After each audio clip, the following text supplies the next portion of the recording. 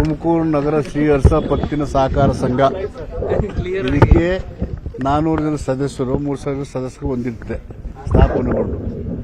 ಇದಕ್ಕೆ ಒಂದು 5 ಕೋಟಿ ಬೇಕು ಅಂತ ನನಗೆ ಕೊಟ್ಟಿದ್ದಾರೆ. ನನ್ನ ಟೈಮ್ ತಗೊಂಡಿದ್ದು. Why we met today morning ಅಂತ ಇವತ್ತು ಬೆಳಿಗ್ಗೆ ಯಾಕೆ ಸೇರಿದ್ರು ಅನ್ನೋಕ್ಕೆ ಈ ಕಾರಣ. ಇದು ಪೊಲಿಟಿಕಲ್ ರೀಸನ್ ಅಲ್ಲ. ಸಹಜವಾಗಿ ಬೆಳಿಗ್ಗೆ ಬರ್ತೀವಿ ಅಂದರೆ ತಿಂಡಿ ಸಮಯ ಅಷ್ಟೇ. No politics is being discussed. ರಾಜಕೀಯದಲ್ಲಿ ಚರ್ಚೆ ಆಗಲಿಲ್ಲ, ಹೇಳ್ಬಿಡ್ತೀನಿ. ಸೊ ನೀವು ಹೇಳುವ ಪ್ರಶ್ನೆಗಳಿಗೆ ನನ್ನ ಕಡೆ ಯಾವುದೇ ಉತ್ತರ ಇಲ್ಲ. ಉತ್ತರ ಮತ್ತು ತೀರ್ಮಾನ ಮಾಡೋದು ಹೈಕಮಾಂಡು. ಮಂತ್ರಿಮಂಡಲ ಯಾವಾಗ ರಚನೆ ಆಗಬೇಕು, ಮುಖ್ಯಮಂತ್ರಿ ಮುಂದುವರಿಬೇಕು ಅಥವಾ ಬೇರೆ ತೀರ್ಮಾನ ಮಾಡಬೇಕು, ಇದೆಲ್ಲವೂ ಹೈಕಮಾಂಡ್ಗೆ ತೀರ್ಮಾನ ಮಾಡಬೇಕು. ಇನ್ಯಾರು ಸೂಕ್ತ ಇಲ್ಲ. ಈಗ ಮುಖ್ಯಮಂತ್ರಿಗಳು ಕೇಳಿದ್ರಿ ನೀವು, ಮುಖ್ಯಮಂತ್ರಿಗಳು ನಾವು ಪವರ್ ಶೇರ್ ಮಾಡ್ಕೊತೀವಿ ಅಂತ ಹೇಳಿದಾರ? ಹೈಕಮಾಂಡ್ ಸೂಚನೆ ಕೊಟ್ಟರೆ 5 ವರ್ಷ ನಾನು ಇರ್ತೀನಿ ಅಂತ ಹೇಳಿದ್ದಾರೆ.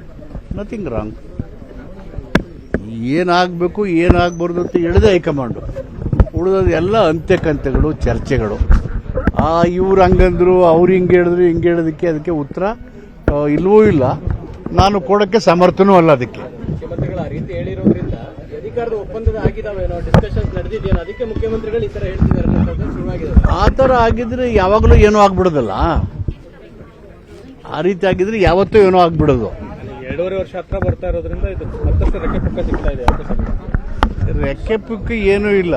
ರೆಕ್ಕೆ ಪುಕ್ಕ ಹಾಕಕ್ಕೆ ನೋಡ್ತಾ ಇದ್ರೆ ಏನು ಬರ್ತಾ ಇಲ್ಲ. ರೆಕ್ಕೆಗಳು ಇಲ್ಲ, ಪುಕ್ಕನೂ ಇಲ್ಲ. ಬಟ್ ಅದು ಹೈಕಮಾಂಡ್ ಕ್ಲಿಯರ್ ಮಾಡಬೇಕಲ್ಲ ಸರ್. 5 ವರ್ಷ Siddaramaiah they are busy with Bihar election ಅಲ್ವಾ? They are busy with election. ಸಂವಿಧಾನದಲ್ಲಿ ದಲಿತ ಬಲಿತ ಅಂತ ಸಿಎಂ ಸ್ಥಾನಕ್ಕೆ ಸ್ಕೋಪ್ ಇಲ್ಲ, ಅವಕಾಶ ಇಲ್ಲ. ಯಾರ್ಯಾರು ಸಮರ್ಥರಿದ್ದಾರೆ, ಬಹಳಷ್ಟು ಜನ ಸಮರ್ಥರಿದ್ದಾರೆ ಕಾಂಗ್ರೆಸ್ ಪಾರ್ಟಿನಲ್ಲಿ. ಯಾರ್ಯಾರು ಸಮರ್ಥರಿದ್ದಾರೆ, ಅವರ ಆಡಳಿತ ಅನುಭವ ಇದೆ, ಏನು ಮಾಡಬೇಕು ಅಂತ ಹೈಕಮಾಂಡ್ ತೀರ್ಮಾನ ಮಾಡ್ತಾರೆ. ಸಮುದಾಯ ಸಹಜವಾಗಿ ಥಿಂಕ್ ಮಾಡ್ತಾರೆ. ಎಲ್ಲರೂ ಆದರೂ ನಾವೆಲ್ಲ ಕಾಂಗ್ರೆಸ್ ಬೆಂಬಲಿಗರು, ಈ ಸಮುದಾಯಕ್ಕೂ ಒಂದು ಅವಕಾಶ ಸಿಗಬೇಕು ಅಂತ ಹೇಳ್ತಾರೆ. ಅದೇನು ತಪ್ಪೇನಿಲ್ಲ. ಹಾಗಂತೇಳಿ ಕಾಂಗ್ರೆಸ್ ದಲಿತರಿಗೆ ಅವಕಾಶ ಕೊಟ್ಟೆ ಬೇರೆ ಬೇರೆಯವ್ರು ಮಾತಾಡ್ತಾರಲ್ಲ. ಈಗ ಬಿಹಾರದಲ್ಲಿ ಶ್ಯಾಮಸುಂದರ್ ದಾಸ್ ಆಗಿದ್ರು, ಜಗನ್ನಾಥ್ ಪಾಂಡ್ಯ ಒರಿಸ್ಸಾದಲ್ಲಾಗಿದ್ರು, ನಮ್ಮ ಸುಶೀಲ್ ಸಿಂಧೆ ಮಹಾರಾಷ್ಟ್ರದಾಗಿದ್ರು, ಮತ್ತು ನಮ್ಮ ಇಲ್ಲಿ ಆಂಧ್ರದಲ್ಲಿ ಸಂಜೀವನವರಾಗಿದ್ದರು. ಭಾಳಷ್ಟು ಜನಕ್ಕೆ ಕಾಂಗ್ರೆಸ್ ಪಾರ್ಟಿ ಮುಖ್ಯಮಂತ್ರಿ ಮಾಡಿದೆ. ಸಮಯ ಸನ್ನಿವೇಶಗಳು ನೋಡಿಕೊಂಡು ಕಾಂಗ್ರೆಸ್ಸು ಆ ದೃಷ್ಟಿಕೋನ ಇಟ್ಕೊಂಡಿದ್ದಾರೆ. ರಾಹುಲ್ ಗಾಂಧಿ ಅವರು ಈಸ್ ಕಮಿಟೆಡ್ ಲೀಡರ್ ಕಾಂಗ್ರೆಸ್ ಪಾರ್ಟಿನಲ್ಲಿ. ಖರ್ಗೆ ಅವರ ಅನುಭವ ಎಲ್ಲ ಇದ್ದಾವೆ. ಆ ಥರ ಸನ್ನಿವೇಶ ಬಂದಾಗ ಹೈಕಮಾಂಡ್ ವಿಲ್ ಥಿಂಕ್. ಈಗ 2028ಕ್ಕೆ ನಾನು ಸ್ಪರ್ಧೆ ಮಾಡ್ತೀನಿ, ಒತ್ತಡ ಇದೆ, ಸ್ನೇಹಿತರು ಆತ್ಮೀಯರೆಲ್ಲ ನಿಲ್ಲಿ ಅಂತ ಹೇಳ್ತಾ ಇದ್ದಾರೆ. ರಾಜಕೀಯಕ್ಕೆ ನಿವೃತ್ತಿ ಅನ್ನೋದಿಲ್ವಲ್ಲ. ಸಾರ್ವಜನಿಕ ಜೀವನದಲ್ಲಿ ಇರೋರು ಕೊನೆಯ ತನಕನೂ ಜನರ ಪರವಾಗಿ ಕೆಲಸ ಮಾಡಲೇಬೇಕು. ಸಾಕಪ್ಪ ನಾವು ರೆಸ್ಟ್ ತಗೋತಿದ್ರೆ ಸಾರ್ವಜನಿಕ ಜೀವನಕ್ಕೆ ಅರ್ಥನೇ ಇಲ್ಲ, ವ್ಯಾಲ್ಯೂನೂ ಇರೋದಿಲ್ಲ. ಸಿದ್ದರಾಮಯ್ಯನವರು ಕಾಂಗ್ರೆಸ್ ಅನಿವಾರ್ಯ ಅಂತ ಯಾರಿಗೂ ಅನಿವಾರ್ಯ ಇಲ್ಲ. ಹೇಗೆ ಯಡಿಯೂರಪ್ಪ ಬಿಜೆಪಿಗೆ ಅನಿವಾರ್ಯ ಆಗಿದ್ರು, ಸಿದ್ದರಾಮಯ್ಯ ಕಾಂಗ್ರೆಸ್ಗೆ ಅನಿವಾರ್ಯ, ಗೆಲ್ಲಬೇಕು, ಚುನಾವಣೆ ಗೆಲ್ಲಬೇಕು. ಪ್ರಜಾಪ್ರಭುತ್ವದ ಆಧಾರ ಸ್ತಂಭಗಳಲ್ಲಿ ಪ್ರಬಲವಾಗಿರೋದು. ಯಾರ ಮೇಲೂ ನಿಂತಿರೋದಿಲ್ಲ ದೇಶ. ಸನ್ನಿವೇಶಗಳು ಹಂಗೆ ಸೃಷ್ಟಿ ಮಾಡ್ತವೆ. ಈಗ ಎಲ್ಲರೂ ಕೂಡಿ ಒಂದು ಸಂಸ್ಥೆಯನ್ನು, ಸಂಘಟನೆಯನ್ನು, ಒಂದು ಚಳವಳಿಯನ್ನು ಕಟ್ಟಬೇಕು. ಆದರೆ ಇವರಿದ್ರೆ ಆಗುತ್ತೆ, ಇವ್ರು ಇಲ್ಲದೇ ಆಗಿರೋದು ಅದು ಒಂದು ಅಂಧಾಭಿಮಾನದ ವಿಷಯಗಳು. ನನ್ನ ಪ್ರಕಾರ ಆ ಥರ ಒಗಳು ಬಟ್ಟಕ್ಕಾಗೋದಿಲ್ಲ. ಒಗಳು ಬಟ್ಟಂಗಿತನ ಸರ್ವಾಧಿಕಾರಿ ಸೃಷ್ಟಿ ಮಾಡುತ್ತೆ. ಸರ್ವಾಧಿಕಾರಿ ಪ್ರಜಾಪ್ರಭುತ್ವನ ನಾಶ ಮಾಡ್ತಾನೆ. ಇದನ್ನು ಬಾಬಾ ಸಾಹೇಬ್ ಅಂಬೇಡ್ಕರ್ ಕಾನ್ಸ್ಟಿಟ್ಯೂಷನ್ ಅಸೆಂಬ್ಲಿ ಹೇಳಿದ್ದಾರೆ. ದಲಿತ ಸಮಾವೇಶ ಯಾವಾಗ ಸರ್? ಯಾವಾಗ ಚರ್ಚೆ ನಡೀತಾ ಇದೆ? ಸಮಾವೇಶಗಳು ಚರ್ಚೆ ಕಂಟಿನ್ಯೂಸ್ಲಿ ಆಸೆಡ್ ವೆನ್ ದ ಫೀಲ್ಡ್ ಜನವರಿಗೆ ಅಂತ ಸುದ್ದಿ ಜಾರಕಿಹೊಳಿ ಹೇಳಿದ್ರು ಸರ್. ನೋಡ್ರಿ, ಸಮಯ ಎಲ್ಲಿದೆ, ಡೇಟ್ ಏನಿದೆ, ಏನು ಶಾಸ್ತ್ರ ನೋಡ್ಕೊಂಡು ಮಾಡ್ತೀವಿ ನಾವು.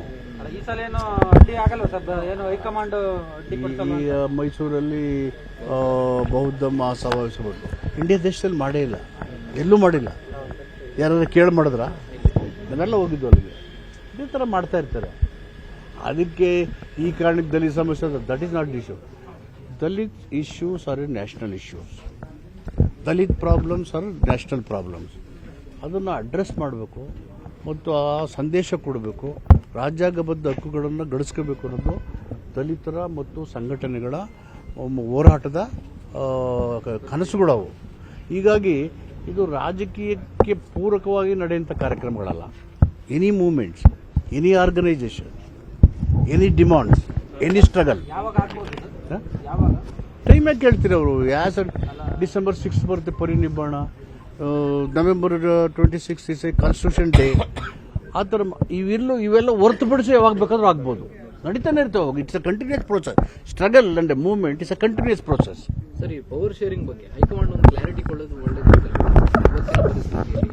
ಅವೆಲ್ಲವನ್ನು ನೋಡ್ಕೋತಾರೆ ಅವರು, ಎಲ್ಲವನ್ನೂ ನೋಡ್ಕೋತಾರೆ ಅವರು. ಇವೆಲ್ಲ ಇಲ್ಲಿ ಮಾತಾಡೋದ್ರೆ ಬರೀ ಮಾತು ಅಷ್ಟೇ. ಇವೆಲ್ಲ ಮಾತು ಸಾಕ್ರೆಟಿಸ್ ಹೇಳಿದಾರಲ್ವಾ, ಅಪ್ಪ ಮಾತಾಡೋದು ಸಾಕ್ರಿ, ಮಾತಾಡೋಗೋಗಿದೆ, ಇನ್ನೇನು ಮಾಡಬೇಕು ಅದ ಕಡೆ ನೋಡಿ ಅಂತ ಸಾಕ್ರೆಟಿಸ್ ಹೇಳಿದ್ದಾರೆ, ನಾನು ಹೇಳಿದ್ದಲ್ಲ. ಸರ್, ಲೋಕಾಯುಕ್ತದಲ್ಲಿ ದೂರ ಆಗಿದೆ ಸರ್ ನಿಮ್ಮ ಮೇಲೆ ಮತ್ತು ನಿಮ್ಮ ಇಲಾಖೆ ಮೇಲೆ. 125 ಕೋಟಿ ಹಗರಣ ಆಗಿದೆ, ಟೆಂಡರ್ ಹಗರಣ ಆಗಿದೆ. ಇಂದಿರಾ ಗಾಂಧಿ ವೃತ್ತಿ ಅಭಿವೃದ್ಧಿ ಕೇಂದ್ರದಲ್ಲಿ ಗೊತ್ತಿಲ್ಲ, ಅದಾಗಿದ್ದು ಸಮರ್ಪಕ ನಿಮ್ಮ ವಿರುದ್ಧ ಕೂಡ ತನಿಖೆ ಆಗ್ತದೆ. ಗೊತ್ತಿಲ್ಲ ಅಂದರೆ ಏನು ದೂರ ಆಧಾರ ಇಲ್ಲ, ಅದ್ರ ಮೇಲೆ ಸಮರ್ಪಕ ಉತ್ತರ ಕೊಡ್ತೀನಿ. ನನಗೆ ಗೊತ್ತಿಲ್ಲ ಅದು. ಸರ್, ಅದೇ ಸಂಘಟನೆಗಳ ಮುಖ್ಯಮಂತ್ರಿ ನನಗೆ ಗೊತ್ತಾದ ಪ್ರಕಾರ ಹೈಕಮಾಂಡ್ ಎಲ್ಲನೂ ಗಮನಿಸ್ತಾರೆ, ಸೂಕ್ಷ್ಮವಾಗಿ ಎಲ್ಲನೂ ಗಮನಿಸ್ತಾರೆ. ಈಗ there are busy with the Bihar election ಅಂತ ಅನ್ಕೊಂಡಿದ್ದೀವಿ. ಅಲ್ಲ ಸರ್, ಈಗ ದಲಿತ ಸಿಎಂ ಟೂಗೆ ನಿರಂತರವಾಗಿ ಅಡ್ಡಿ ಮಾಡ್ತಕ್ಕಂಥ ಪ್ರಯತ್ನ ನಡೆದಿದೆ.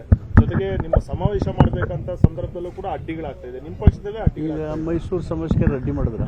ಇಲ್ಲ. ಯಾರು ಅಡ್ಡಿ ಮಾಡಿದ್ರ? ಅದು ದಲಿತರ ಮೂಲಭೂತ ಹಕ್ಕು, ಅಥವಾ ಯಾರದೇ ಪ್ರಜೆಗಳ ಮೂಲಭೂತ ಹಕ್ಕನ್ನು ಮೊಟಕುಗೊಳಿಸಕ್ಕೆ ಯಾರಿಗೂ ಆಗಲ್ಲ. Not only Dalits, it's a fundamental rights. ಎಜುಟೇಷನ್ನು, ಕ್ವಶನ್ ಮಾಡೋದು ಫಂಡಮೆಂಟಲ್ ರೈಟ್ಸ್.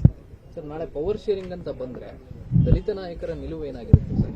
ಅಂತ ಸಂದರ್ಭದಲ್ಲಿ ಒಂದು ಅವಕಾಶ ಕೊಡಿ ಅಂತ ನೀವು ಕೇಳ್ತೀರಾ? ಇಲ್ಲ, ಅದು ಆ ಥರ ಸನ್ನಿವೇಶ ಸೃಷ್ಟಿ ಆಗಿಲ್ಲ. ಸನ್ನಿವೇಶ ಬಂದಾಗ ಎಲ್ಲಿ ಯಾವಾಗ ಏನು ಹೇಳಬೇಕು ಅದು ಹೇಳ್ತೀವಿ. ಸರ್, ಈಗ ಎಲ್ಲ ಒಗ್ಗಟ್ಟಿದ್ದಾರೆ ಸರ್, ಒಗ್ಗಟ್ಟಿದ್ರು ಸಮುದಾಯದವರೆಲ್ಲ ಆ ವಿಚಾರದಲ್ಲಿ ಒಗ್ಗಟ್ಟಿದ್ದೀರಾ? ಅದಿನ್ನೂ ಪ್ರಸ್ತಾಪ ಬಂದಿಲ್ವಲ್ಲ, ಪ್ರಸ್ತಾಪನೆ ಬಂದಿಲ್ವಲ್ಲ. ಬಂದಾಗ ಏನು ಹೇಳಬೇಕು, ಎಲ್ಲಿ ಹೇಳಬೇಕು ಹೇಳ್ತೀವಿ. ಪ್ರಸ್ತಾಪಕ್ಕೆ ಅವಕಾಶ ಕೊಡದೆ ಏನಾದ್ರು ತೀರ್ಮಾನ ಮಾಡಿದ್ರೆ ಹೈಕಮಾಂಡ್ ಏನು? ಹೈಕಮಾಂಡು ಇನ್ನೂ ಈ ಕಡೆ ಗಮನ ಹರಿಸ್ತಾರೆ. ಸನ್ನಿವೇಶ ಬಂದಾಗ ಎಲ್ಲರ ಅಭಿಪ್ರಾಯ ಕೇಳ್ತಾರೆ, ಅದ್ರ ಮುಂದೆ ಏನು ಹೇಳ್ಬೇಕು ಹೇಳ್ತೀವಿ. ಸರ್, ಆದಿ ಜಂಬೋ ನಿಗಮದ ಅಧಿಕಾರಿ ಸಸ್ಪೆಂಡ್ ಆಗಿದೆ, ಬಟ್ ತನಿಖೆಗೆ ಆದೇಶ ಮಾಡಿಲ್ಲ MD ಸರ್. ಇಲ್ಲ, ಮಾಡ್ತಾರೆ. ಅದನ್ನ ಅದು ಏನು ಸಸ್ಪೆಂಡ್ ಆದ್ಮೇಲೆ ಎನ್ಕ್ವೈರಿ ಮಾಡಲೇಬೇಕಲ್ವಾ? ಬಟ್ ಆ ಆದೇಶದಲ್ಲಿ ಉಲ್ಲೇಖ ಆಗಿಲ್ಲ, ಕೇವಲ ಸಸ್ಪೆಂಡ್ ಆಗಿದೆ ಅನ್ನುವಂಥದ್ದು ಮಾತ್ರ ಆಗಿದೆ. Follows, enquiry follows. ಸಸ್ಪೆಂಡ್ ಆದ್ಮೇಲೆ ಎನ್ಕ್ವೈರಿ ಫಾಲೋಸ್. ನೀವು ಆದಿ ಜಂಬೋ ನಿಗಮದ MDಗೆ ಸೂಚನೆ ಕೊಡ್ತೀರಾ? ಸಸ್ಪೆಂಡ್ ಆಗ್ಬೇಕಾದ್ರೆ ಏನಪ್ಪ ಮಿಸ್ಟೇಕ್ ಆಗಿದೆ ಅಂತಲ್ವಾ, ತಪ್ಪಾಗಿದೆ ಅಂತ.